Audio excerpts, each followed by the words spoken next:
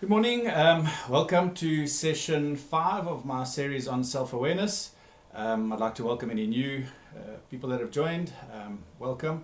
You're free to make any comments you'd like on the taper.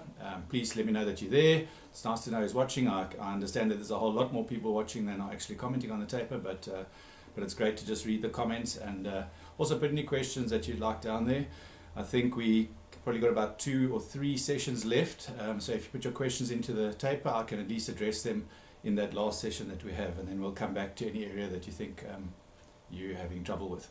So as again, we welcome people by putting down the last slide of the previous presentation, which was session 4, and we ended on this slide, which was the slide that sort of encapsulates psychological inflexibility. There were 6 areas of psychological inflexibility that create a lot of this rigidity in our lives, and just running through them quickly, it was being dominated by our conceptualized past and futures with little self-awareness, avoiding experiences, particularly the emotions that go around it. How's it, Barbara? How's it, Nadine, for checking in? Thanks for joining us. We get hooked by our thoughts, or we fuse with our thoughts. We attach to who we think we are. We attach to this mental story of ourselves rather than actually who we are in context. And then we have all these unworkable actions like inaction, avoidance, impulsivity, these things that contribute to this psychological inflexibility, and certainly a lack of values clarity, not really knowing which direction we're going in. So today we're going to touch on the 6 key contributors to psychological flexibility.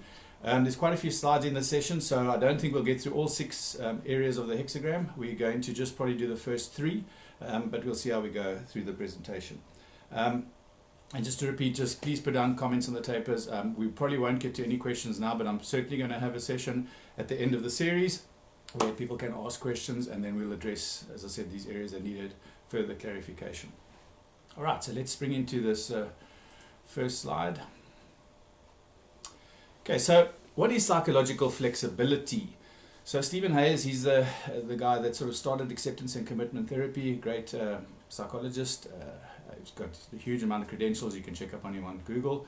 But psychological flexibility is the ability to be able to contact the present moment more fully as a conscious human being, so being awake and alert, and to change or persist in behavior when those behaviors serve valued ends. In other words, allowing you to move in a valued direction, which is why we said if we don't know what our values are, we'll end up going in circles. Good morning, Rain. Thanks for joining us. And so it's very important to know what your values are and to this contact with the present moment. So now let's look at just the headings of what contributes to psychological flexibility, and these are the areas that I'm going to go into in a bit more depth through the course of today's presentation. Firstly, the present moment. You'll realize that in the previous session we spoke about the rigidity was caused by being stuck in the past and the future, whereas the present moment obviously is a key contributor this side. Then acceptance. This is a tough one, and certainly in my mindfulness training that I run, acceptance is one of the most difficult sessions to go through because we spend our lives running away from emotions, but acceptance is how do I accept what I'm going through rather than trying to move away from. Then diffusion. We're going to help you today to understand how to disconnect from your thinking. Seeing myself in context. So many people will tell me they don't have confidence, but they might have confidence in their personal lives or their work lives, but they don't have confidence in a relationship. So we've got to look at ourselves in context and see the different narratives that are playing again in our mental stories. Then workable actions. What are these workable actions? What contributes to things that are going to actually make me move in the right direction rather than all these unworkable actions?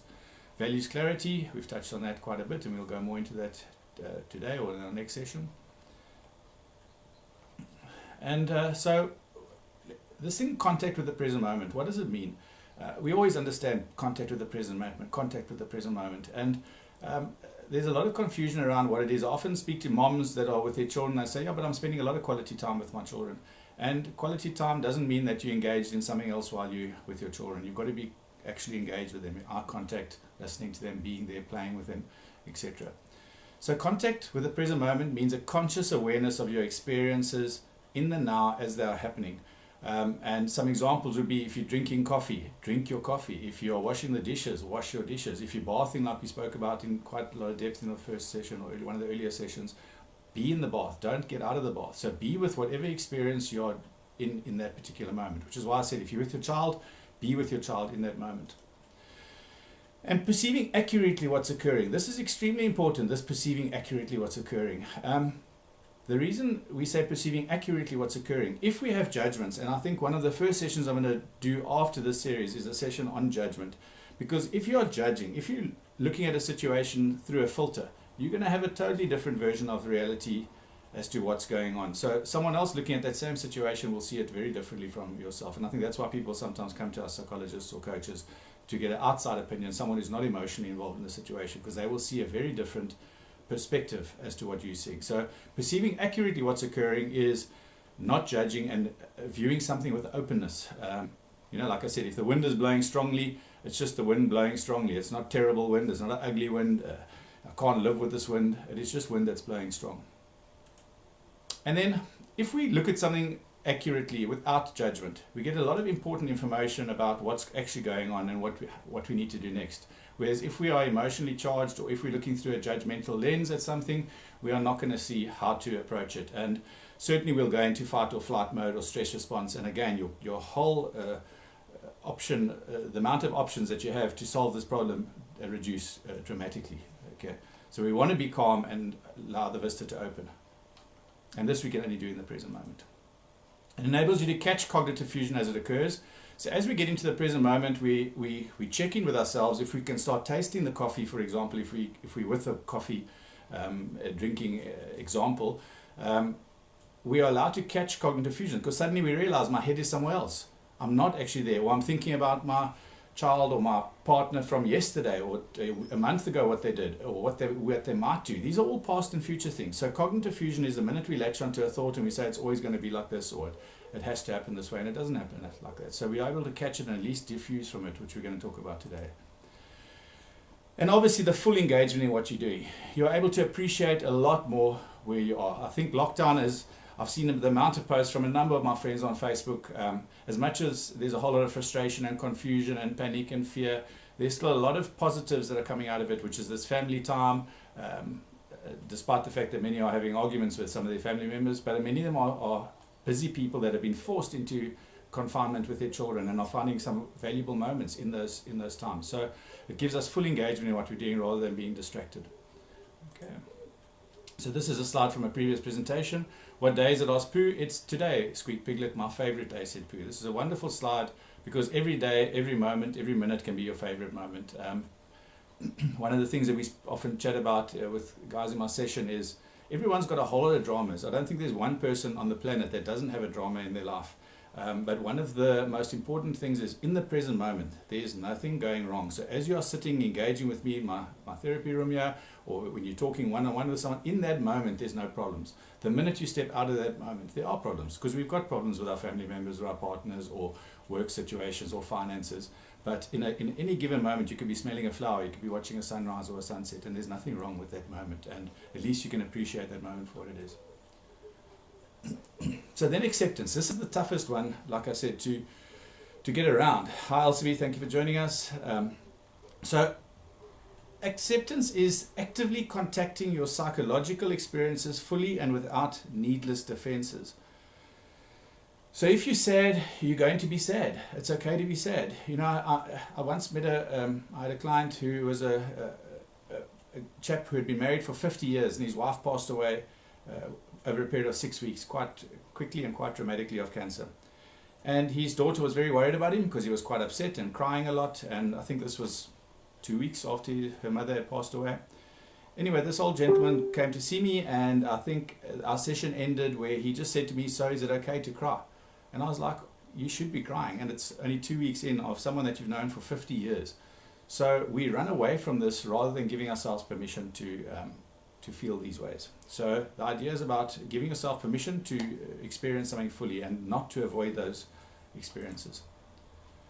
So just, oops, sorry, my slides bumped out of there. So what is acceptance? So acceptance is making room for these unpleasant sensations, feelings, urges, or thoughts. So remember, we've judged these things to be, we don't like them because they don't make us feel okay. So any guilty thought, any disrespectful thought, any thought that makes us feel helpless or hopeless or confused, we don't want to feel. So we'll do anything we can to escape that thought and get into another happier state. And this is not right, because those feelings are as important as the happier feelings, or the ones that make you feel better. Allowing those feelings to come and go without trying to change them. Allowing the feelings to come and go without trying to change them. They will pass. So you're going to feel disrespected. You're going to feel annoyed. You're going to feel sad. But the feeling will pass if you just give it time. But there's also sometimes, and this is a bit more deeper, there's also sometimes a message from those emotions. And if we try and block them out, we won't get the message from that emotion. And they're all there to help you, to assist you. So acceptance is definitely not resignation or tolerance. It is not saying, like I said, in an abusive relationship, it's not saying I must accept my abusive relationship. But there are certain emotions or thoughts that you don't want to accept, which is making you stay, arguably, in that abusive relationship, for example. So remember, acceptance is not resignation or tolerance. It's allowing those emotions to come and go. One of the simplest solutions to panic disorder or panic attacks or anxiety attacks is to accept that it's just a panic attack. And it sounds, I'm not simplifying it or minimizing it in any way because it's petrifying to have a panic attack, but it is only a panic attack. And that panic attack will pass. And I speak from experience, so I understand that does pass. But those that fuse with that panic attack, it gets worse. And I'm going to have a slide that will speak to that panic now, coming up in the next few slides. And again, you don't have to like something to accept it. So there's this lovely metaphor, which is and I used it with two of my clients yesterday, the unwanted guest metaphor. So remember, we don't have to like something to accept it. So this metaphor speaks about having a party. You've moved into a new neighborhood and you decide you want to have a housewarming party. So the problem is, so you invite everyone on your block. There's a neighbor, though, that you don't like. He's very unkempt and it really looks very disheveled, and he's quite rude. He swears a lot and gets quite drunk and disorderly. So you don't want this guy at the party. So you don't invite him. You invite everyone else. Next minute, so you have this party. Next minute, you see a commotion in the backyard, and you wonder what's going on. And true as nuts, there's this neighbor, and he's there. So you go up to him and say, "What are you doing here? How did you get in?" He says, "I jumped over the wall." So you said, "Well, you're not welcome here. Can you please leave?" So you escort him out, and then you patrol that side of the fence. Okay, to make sure that he doesn't come in. Not 5 minutes passes and there's another commotion. It's the same guy. He's in your yard again, and you go up to him and say, "What happened? How did you get in here?" He says, "No, I jumped over the back wall." So you say, "Can you please leave? I don't want you here. You're irritating my guests," and you throw him out. Now you patrol the one side and the back wall, and before you know it, he's in again. And you say, "What happened now?" "Now I jumped over the other side of the wall. You weren't watching that border, so I jumped in there." So you throw him out again. The fourth time he's in again, and he walks through the front door this time. Eventually you come to realize that you're not able to enjoy your own housewarming party because you're spending your whole time patrolling the borders trying to keep this guy out. And if only you just allowed him in and allow your friends to look after this guy, and if they don't like him, they can push him away, you'd be able to enjoy your party. So the unwanted guest metaphor says, when you're trying to keep sadness or grief or disrespect, whatever that feeling is, or insecurity, whatever that feeling is that you've got inside of you, if you're trying to keep it out, you won't be able to get on with your life because you're trying to keep it out. It's like people that pretend to be happy. If you're trying to keep sadness out of your life, you're constantly patrolling the sadness fence. I think we did the polar bear exercise last week or yesterday, I think it was. So don't lose focus of what you want to achieve in life. The unwanted guest metaphor means make space for that unwanted guest to be in your life, but you can get on with it. You can still live with depression or with anxiety. Understand that thoughts are just thoughts and feelings are just feelings. This is extremely important to understand. I first got this phrase about 4 or 5 years ago. I thought I knew what it meant, and slowly but surely, as I discovered mindfulness and I became more mindful and more conscious, I came to understand the disconnect or the disidentification between thoughts are just thoughts and feelings are just feelings.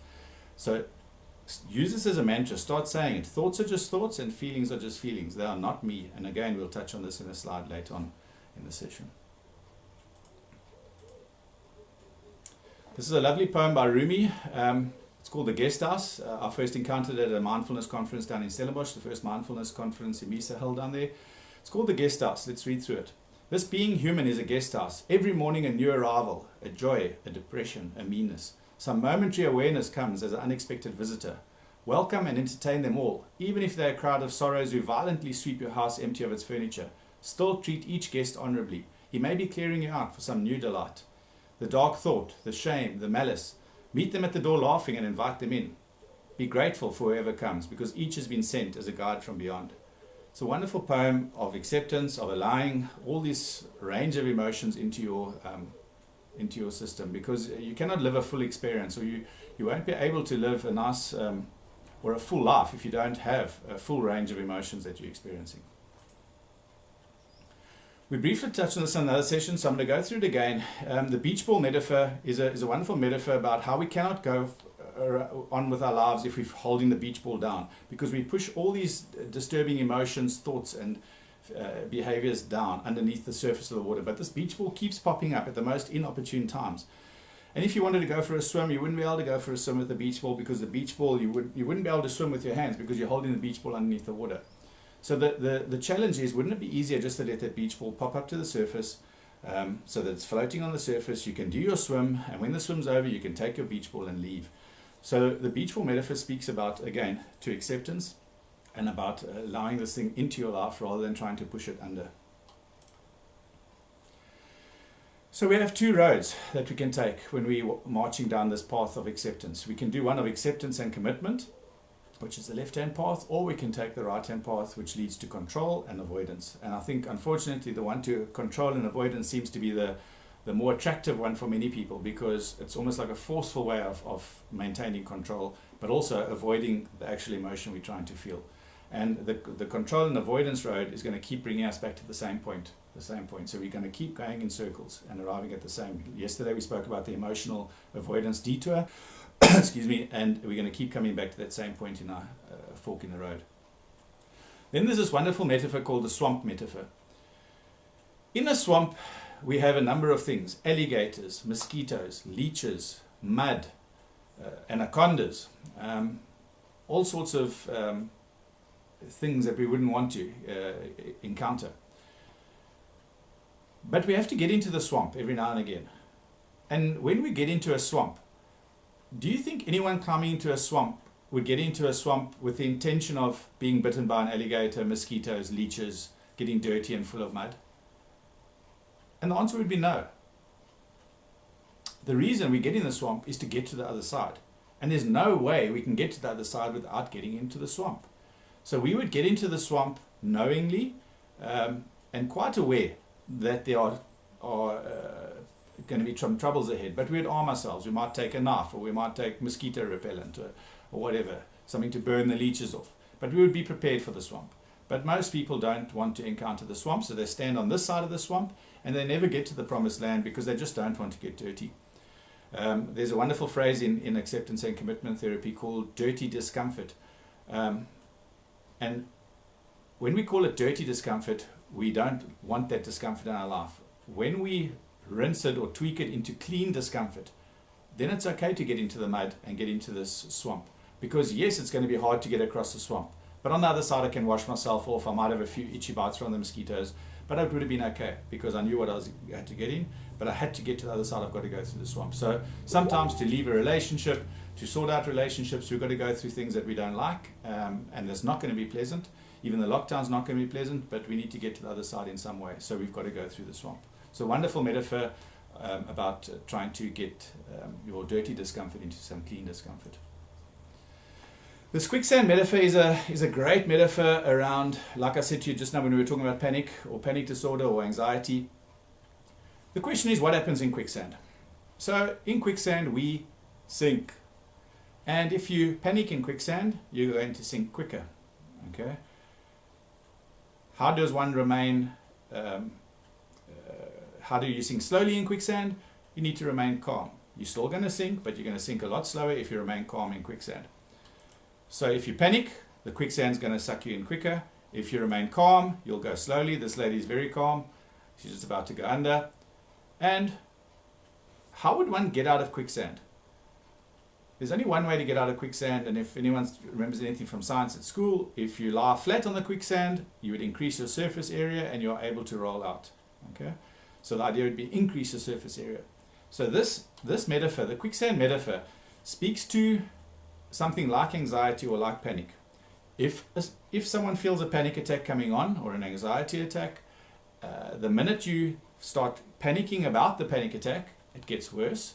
I had one chap tell me his panic attacks last for 6 hours, and the average seems to be from a few seconds to maximum 10 minutes. But if you fuse with that panic, it's going to extend the panic attack. So if we start panicking, the quicksand's going to suck you in. If we remain calm, i.e. label it, this is a panic attack, we will sink a bit slower, we're still going to be scared, and in order to get out of the quicksand, we need to lie flat on the quicksand. So in order to get out of a panic attack, you need to expose yourself to the panic. You need to allow yourself to say, this is a panic attack, breathe my way through it, it's going to pass, because just like a wave, it comes and goes, and it definitely does this. And I speak from experience, and we might cover that in another session if I did a session just on panic disorder or anxiety attacks. So the quicksand metaphor is a great way of, if you're feeling sad, and again it speaks to acceptance, so open up to this feeling of sadness rather than panicking, because the more we try not to feel sad or not to feel anxious, and we covered this in a previous session, the more anxious you're going to feel. So thoughts are a lot like passengers on a bus. This is the passenger on a bus metaphor. Thoughts are not driving the bus. You are the driver of the bus. Okay? The thoughts should all be at the back. They are all passengers. But many of us, and we touched on autopilot in one of the earlier sessions, many of us are not driving the bus. We're sitting at the back there with the passengers. We might actually be in the back seat. So we're not even anywhere near to controlling our bus. So if we're not in control of the bus will turn in whichever direction the thoughts tell us to turn. If we are driving the bus and our thoughts say turn right, turn right, turn right, we don't have to turn right. We could turn left if we want. We could go straight if we want. But it's just thoughts telling us what to do. But if we are not in charge of the wheel, if we are not holding onto the wheel, we will not be able to control that bus. So get back in control of your bus, grab hold of the wheel and start steering your bus through. And it makes no difference. And if you just wanted to personify your thoughts, you could just imagine when you're driving the car, if someone says, why are you not going down this road? I always turn down this road. What would you tell them? You'd say, listen, are you driving the bus or am I driving the bus? And I'm driving the bus, so I go wherever I want to go. All right, so make sure that you're driving your bus. So this chap again, so we had this slide yesterday when we spoke about the emotional avoidance detour. So when this thought form that's now sitting in the trailer is out and in front of you, he's going to be blocking your path. But he's not in control of your life. You are in control of your life. So you can now choose to go to that promised land and you can take the left-hand path, despite the fact that this guy's telling you, you can't make it, you don't have what it takes, you're not good enough, you'll never be able to do it. So you don't have to listen. Oops, I bumped out of my screen again. So what is this thing called diffusion? And we're gonna end on this little section now. So diffusion is when we disconnect from our thinking, not dissociation. Diffusion is different from dissociation. Dissociation is when one doesn't want to feel a feeling, so we'll take our drugs, our drink, our become a workaholic or perfectionism or worry, whatever it is, so that we don't have to deal with exactly how we feel or think. Disidentification is what this is about. So diffusion is disconnecting from my thinking and my emotional stream. So it means looking at our thoughts rather than from them. So it's almost like we're seeing them on a screen rather than using my thoughts as the filter that I look from. Noticing them rather than being caught up in them. So just because my thought says that dog's going to bite me doesn't mean the dog's going to bite me. It's just a thought that it might bite me, so I should just be aware of whether the dog's going to bite me or not. Seeing our thoughts for what they are, not what you think they are. So just because I think I'm a loser again doesn't mean that I'm a loser. It's just a thought that crossed my mind. So when we, remember this is now the opposite of thought fusion, so diffusion, now thoughts become merely sounds, words or stories. They may or may not be true. They certainly may or may not be important. And they are definitely not orders. And they are certainly not most definitely wise, because they are originating in your head and they've come from past experiences, and so they're not necessarily the truth. So it's extremely important to understand this idea of diffusion. And a simple way of trying to address this is to, instead of saying I am a failure or I am a loser or etc., to take one step back. So here we're trying to increase psychological distance. Instead of saying I am a failure, because the minute we do this, your body responds as though you're a failure, so you're going to be dejected, you're going to feel all these negative hormones in your body. You start saying I'm having a thought that I'm a failure. Okay, because I am a failure means I am a failure. We start living that experience. I'm having a thought that I'm a failure moves you one step back. And when you say I notice I'm having a thought that I'm a failure, puts you 2 steps back from that original thought. And it's a very powerful way of increasing psychological distance. We can do the same with a feeling. So if you say I am sad, when someone says that, we over-identify with that sadness, and now we start forgetting that Greg exists and now I just existed as a sadness bubble. Whereas if you said, I am sad, you can step back and say, I'm having a feeling that I'm sad. And then even one step further is, I notice I'm having the feeling that I'm sad. And that's okay, because I should be sad because someone passed away, for example. All right, so negative thoughts and emotions are like bees without stingers. They seem scary, but do we have to run from them? We used that fly fishing metaphor, I think yesterday's session, was on the fly fishing metaphor. We spoke about hooks in these thoughts, and in this idea of this metaphor is bees with stingers. Okay, we run from these things as though they're going to sting us, but they cannot do anything to you. It's just thoughts, and they're just feelings. Thoughts are just thoughts, and feelings are just feelings. I think this is the last slide. Do thoughts control me? Most of us think they do, because the minute a thought says I need to have a glass of wine, or I must have a cigarette, or I must get out the bath now, we respond immediately. And this is 3 little quick exercises, and you can do this in the comfort of your home right now with me. Normally I'd have it, if I've got the group in front of me, we'd all be doing it together. But I want you to think or say out loud to yourself, I can't scratch my head, I can't scratch my head. And you need to say it out loud, because saying it out loud is the thought that's coming, or the instruction that's coming out of your mouth. Normally this would happen inside and in a quiet, private moment, as we call it, but we want it to come out of your mouth so that you can hear yourself giving yourself the instruction. I can't scratch my head, I can't scratch my head, or I mustn't scratch my head, I mustn't scratch my head, and then scratch your head. That's the first one. That's the easier one. Now I want you to say to yourself, while you're sitting in your chair watching this, to say, I must stand up, I have to stand up. I've had clients who cannot say that because they will fidget in their chair and they'll want to be getting up. So I want you to stay seated and give yourself the command, I must stand up now, I have to stand up immediately if you want to do it, and just stay sitting. All right. Some of you might find it difficult, some of you might find it simple, but there's a part of you, if you haven't done this kind of exercise before, that immediately would want to stand up the minute you give yourself the command to. But it's not. There's another consciousness inside of yourself that doesn't have to respond to that instruction. Then the last one, which is the difficult one, you can use your hand or your pen and to do this. And don't get it wrong. And if you think you're getting it right, make sure you're watching the video again to make sure that you're doing this right. So watch what I'm doing. I want you to say, put down my hand, pick up my hand. Put down my hand, pick up my hand. Put down my hand, pick up my hand. Put down my hand, pick up my hand. Put down my hand, pick up my hand. Put down my hand, pick up my hand. So I want you to do the opposite of what the instruction is. Put down my hand, pick up my hand. Put down my hand, pick up my hand. And notice how difficult that is. Many people, I watch them in the audience doing these things, and they're going, pick up my hand, put down my hand, and they're very proud of themselves because they're doing exactly what they're commanding themselves to do. But I need you to do the opposite of what you're commanding yourself to do. And once you realize you can start doing this, this frees you from being a slave to your brain and just listening and doing everything it wants you to do. Okay, so I'm going to stop on that slide, this slide around do thoughts control me, and we're going to go into the 3 self as context, unworkable actions, and the values in our next session tomorrow morning at 9 o'clock.